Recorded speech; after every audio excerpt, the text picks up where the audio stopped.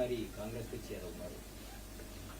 இது எப்பொழுதுமே டெமோக்ராட்டிக்னா இந்த டீசென்ட்ரலைஸ் ஆஃப் த பவர் தான். அதனால இதுதான் எல்லாருடைய எண்ணமும். அது இப்போ வந்திருக்கிறது வரவேற்கத்தக்கது. ராகுல் காந்தி எவ்வளவு ஹாப்பியா இருக்காரு சார்? ஏன்னா இப்போ திமுக தலைவரோட பிரச்சார கூட்டத்தில் பங்கேற்காம தவிர்த்த மாதிரி புரிஞ்சுக்கொள்ள இல்லைங்க, அப்படிலாம் அது கற்பனைக்கு எட்டாத அளவுக்கு தவிர்த்துட்டாங்க. தவிர்க்கல, இவருடைய ஷெட்யூல் ஒரு பக்கம் போயிட்டு இருந்தாங்க, அவருடைய ஷெட்யூல் ஒரு பக்கம் போயிருந்தாங்க. யாரையும் நாங்கள் தவிர்க்கிறதுலாம் கிடையாது, எல்லாரும் அரவணைச்சு போறவங்க தான். அது ஒரு அன்பார்ச்சுனேட்லி அது மாதிரி ஷெட்யூல் அமைஞ்சு போச்சு. இவர் ஒரு பக்கம் போறாரு, அவர் ஒரு பக்கம் போறாரு. நான் ரெண்டு பேரும் சேர்ந்து மதச்சார்பற்ற முற்போக்கு கூட்டணி வேட்பாளர்கள் தான் வாக்கு சேகரிச்சாங்க. அதுல எந்த கருத்து வேறுபாடும் கிடையாது. எந்த கூட்டணியில ரொம்ப ஹாப்பியா இருக்கிறதா பாருங்க.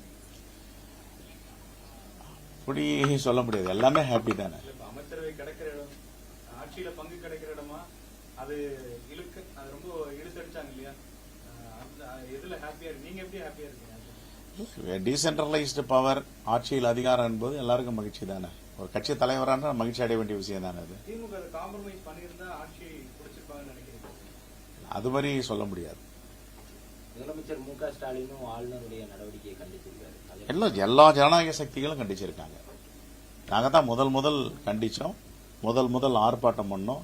இந்தியாவிலேயே ஜனநாயகத்தை பாதுகாக்க வேண்டும், அரசியலமைப்பு சட்டத்தை பாதுகாக்க வேண்டும்.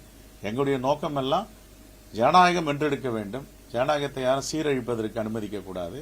அரசியலமைப்பு சட்டத்தை முழுமையாக பாதுகாக்க வேண்டும். அதுக்காக தான் நாங்கள் நேற்றுக்கு அறிவிச்சு இன்னைக்கு ஆர்ப்பாட்டம் பண்ணிட்டோம்.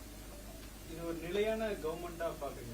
தொங்கு சட்டசபை தான், ஆனா இப்போ டைரக்டா திமுகவில் இருந்த எல்லாருமே இந்த பக்கம் ஆட்சிக்கு ஆதரவு கொடுத்துருக்கீங்க.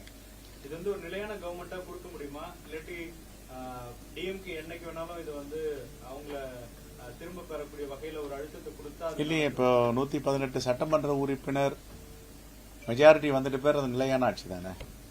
இல்ல திமுகவுடைய ரோல் இதுல ஒருவேளை ஃபியூச்சர்ல ஏதாச்சும் அவங்க இல்ல, இவங்களே இப்ப திமுகவை கண்டிச்சிருக்கிறாங்க. ஆளுநரை ஜனநாயக கடமையை ஆற்ற வேண்டும், புதிய அரசு பொறுப்பேற்க வேண்டும் என்று. இல்ல டைரக்டா காங்கிரஸ் எம்பி எலெக்ஷன் வரைக்கும் அந்த கூட்டணி உறுதி செஞ்சீங்க இல்லையா? அது என்ன மாதிரி புரிஞ்சுக்கலாம்? இல்ல இனி வரும் காலங்களில் உள்ளாட்சி அமைப்புகளிலும் நாடாளுமன்ற தேர்தலிலும் இந்த கூட்டணி தொடரும்.